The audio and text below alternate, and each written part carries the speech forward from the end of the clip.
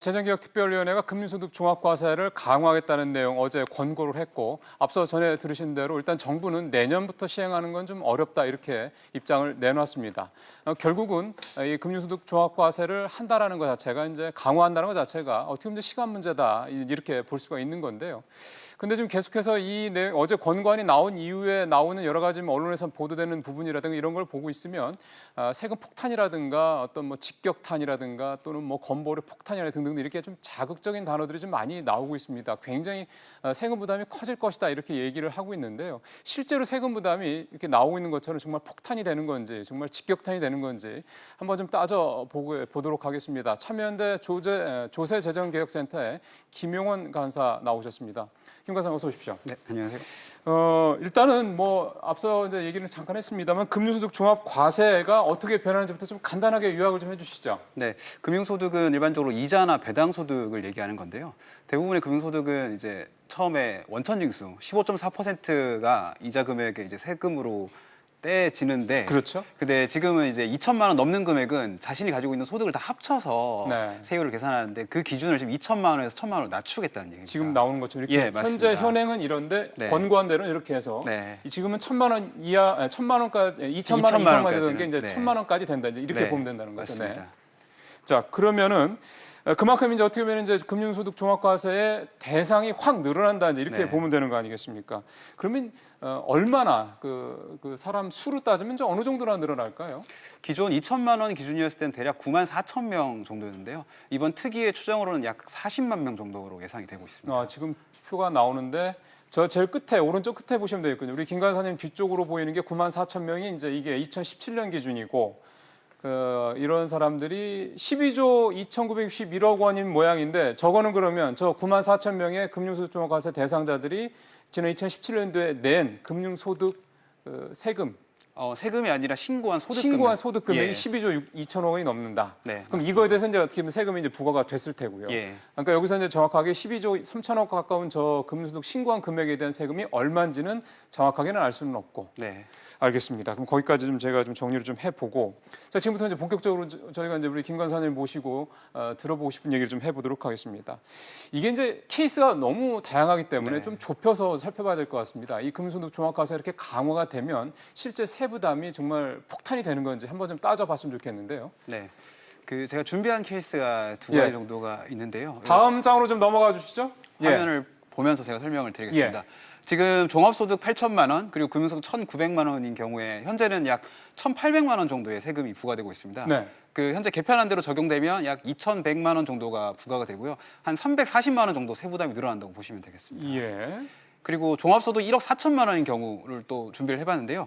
현재는 4천만 원 정도의 세금이 부과되고 있는데 개편안이 적용되면 4,500만 원, 대략 460만 원 정도가 세부담이 늘어난다고 보시면 되겠습니다. 그렇죠. 그러면 아마 우리 시청자분께서 궁금하실 부분이 지금 저희가 이제 금융소득 종합과세 얘기를 하고 있는 거니까 바로 이제 이 부분입니다. 금융소득이 1,900만 원 정도 연간으로 된다.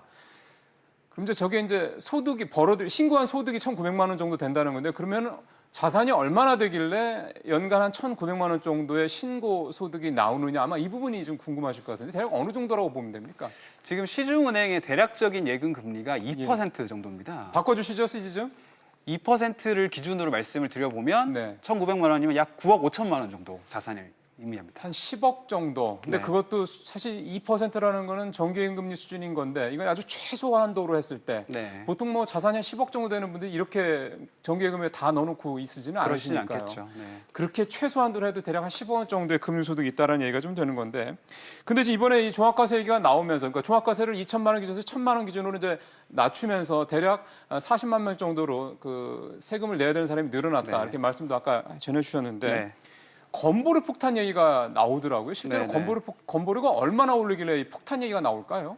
사실 건보료 폭탄이라는 얘기는 조금 과장된 측면이 있는데요. 예. 예를 들면 이제 금융소득 1,000만 원인 분을 저희가 한번 살펴보겠습니다. 이런 경우는 이제 추가적으로 이분이 이제 피부양자에서 빠지게 돼서 그렇죠. 독자적으로 건보료를 내시게 되면 월에 9만 3천 원 정도 내시게 됩니다. 금융소득이 1,000만 원이다. 앞서 1,900만 원 정도가 대략 10억 정도의 자산가라고 했을 때 그 절반인 대략 한 5억 정도의 금전자산을 갖고 있는 사람이 그동안에 세금을 건보료를 안 내다가 이제 한 달에 한 10만 원 채 안 되는 돈을 낸다. 네.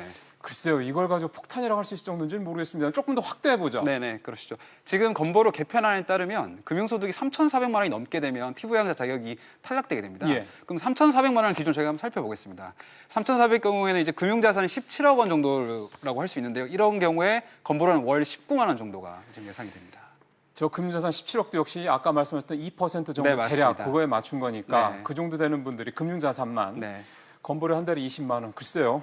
일단 건보료가 폭탄이다라고 하는 그 주장은 그렇게 여러분 시청자 여러분께서는 얼마나 공감이 가시는지는 모르겠습니다만 일단은 뭐 상식적인 선에서 봤을 때는 그렇게까지 높은 것 같지는 않다는 생각이 좀 들고요. 또 하나가 사실 이건 뭐 걱정스러운 대목이 될 수 있겠습니다. 그동안의 은퇴자분들 같은 경우는 건보료 문제만 해도 자녀들한테 이렇게 보통 피부양자가 네, 돼서 그렇죠. 뭐 건보료를 내지 않았었던 건데 이제 이런 식으로 해서 건보료도 내게 되고 또 금융자산에 대한 세금도 더 내게 네. 되고 이러면 은퇴자분들이 상당히 사는 게 어려워지는 게 아니냐 이런 우려도 좀 있거든요. 네. 근데 저희가 지금 데이터로 확인된 것처럼 금융자산 5억, 10억, 17억이신 분들이 월에 10만 원, 많게는 20만 원 정도의 건보료가 그렇게 부담이실까라는 생각이 좀 있습니다. 예. 개인적으로. 네. 알겠습니다. 자, 그다음에 임대주택 관련된 부분도 좀 얘기를 좀 해보죠. 임대주택에 관련해서는 어제 광고안에 두 가지 크게 보면 두 가지 내용이 있습니다. 소형주택들에 대한 그런 어떤 혜택들을 좀 줄인다. 그러니까 세금을 더 내게 한다는 거 하나와 또 하나는 여러 가지 혜택들을 좀 축소하거나 아예 일몰이 된 거는 이제 아예 이제 끝내는 걸로 네. 더 이상 혜택을 주지 않는 거 이렇게 두 가지였는데 하나부터 네. 첫 번째부터 좀 보죠. 일단 소형주택 전세금에 대해서 과세를 하겠다는 내용부터 좀 설명을 해주시죠. 기존의 전세금에 대한 과세는 사실 그 주택 세 채 이상 그리고 3억이 넘을 때나 과세를 했었는데요. 이제 네. 그 규정을 적용하지 않게 되면 3억 이하의 주택에 대해서도 보증금이 이제 과세를 하게 되는데 그 2억씩 세 채, 6억이 되겠죠. 네, 보증금 6억 기준으로 만약에 특이한 대로 과세를 하게 되면 대략 연에 18만 원 정도 세금이 부과되게 됩니다. 조금 우리 간사님이 뒤로 조금만 더 가셔야 되겠다. 그러실까요? 네. 18만 한 1,000원 정도가 이제 원래는 안 내던 걸 이제 연간 단위로 네. 내게 된다. 이렇게 얘기를 되는 거고요. 그다음에 임대소득 관련돼서 뭐 소득공제 이런 부분들을 폐지한다는 얘기도 있지 않았습니까? 네, 맞습니다. 지금 현재 임대소득 관련해서 400만 원 정도의 공제가 있는데요. 네. 현재 제도로 하면은 2천만 원 소득 기준으로 연 세금이 56만 원인데 금소득, 이 임대소득 2천만 원 이상일 경우에 한 56만 원 예, 정도. 56만 원 정도인데 특이한 대로 하게 되면 112만 원 정도로 한 50만 원 정도 올라가게 됩니다. 지금 내는 것보다 2배 정도. 네. 연간 임대소득 2천만 원 정도 번다고 기준으로 했을 때 한 50만 원 정도 더 세금을 내게 된다. 이런 얘기가 네, 좀 네. 되는 거거든요. 여기까지만 봐더라도 글쎄요. 연간 임대소득 2천만 원 되는 분들이 50만 원 더 내는 거에 대해서 그렇게 폭탄이라고 느끼실지는 좀 생각을 해봐야 될 것 같습니다. 마지막으로 종부세 얘기도 좀 해보죠. 네. 종부세도 뭐 진짜 폭탄 얘기가 많이 나옵니다. 한번 좀 따져볼까요? 네, 일단 1주택자 기준으로 말씀을 드려보겠습니다. 공시가격 기준으로 13억 5천만 원 정도의 종부세가 112만 원에서 개편을 적용하면 약 7만 원 정도 오르는 걸로 되고요. 그러니까 연간 7만 원 더 오른다고 보면 되는 네, 거죠? 맞습니다. 예. 그리고 21억 정도의 공시가격에 대해서는 기존의 종부세가 420만 원 정도였는데 개편하게 되면 60만 원 정도 올라서 480만 원 정도 내게 되는 걸로 되어 여기 있습니다. 우리 시청자분께서 참고로 아셔야 될 거는 여기 공시지가 13억 5천이라는 건 실제 시세의 한 60%내 70% 정도라는 거 감안하시면서 좀 들으시면 좋겠고요. 다주택자로 한번 넘어가 보죠. 예. 다주택자의 경우에는 공시가격 25억 정도 기준으로 보시면 이거는 집 갖고 있는 집을 합친 거죠, 공시 네, 가격은. 맞습니다. 예. 예. 가지고 있는 주택의 가격을 합친 거고요. 종부세가 870만 원이었다면 개편안 적용하게 되면 1,300만 원 정도로 해서 약간 460만 원 정도 오르게 됩니다. 예. 그리고 공시가격 35억, 36억 가까이 되시는 분들 같은 경우에는 현행 종부세가 1,600만 원 정도인데 개편하게 되면 약 2,400만 원 정도, 약 800만 원 정도 좀 더 오르게 된다고 보시면 되겠습니다. 예. 지금 저희가 이제 참여연대 김용훈 간사와 함께 이번에 이제 임대소득이라든가 금융소득 종합과세 그 다음에 종부세 이렇게 대해서 실제로 이제 얼마나 세금이 늘어나는지 부분에 대해서 살펴봤습니다. 물론 이제 여기에는 이제 기준이 공정시장가격 비율 같은 경우는 이제 5%부터 해서 이제 4년 동안 이제 100%까지 오른다 이런 점들을 감안을 다 한 건 아니고요. 5% 올랐을 때를 감안한 거기 때문에 분명히 이보다는 4년 뒤에는 더 오를 수도 있다라는 점을 감안하셔서 좀 이해를 하시면 될 것 같고요. 종부세는 뭐 그렇게 좀 갈 것 같습니다만 앞서 기획정보 입장 내놓은 것처럼 금융소득 종합과세는 내년에는 시행되지 않을 가능성이 현재로서는 높다라는 점도 역시 유념을 하시기 바랍니다. 김 간사님 설명 잘 들었습니다. 네.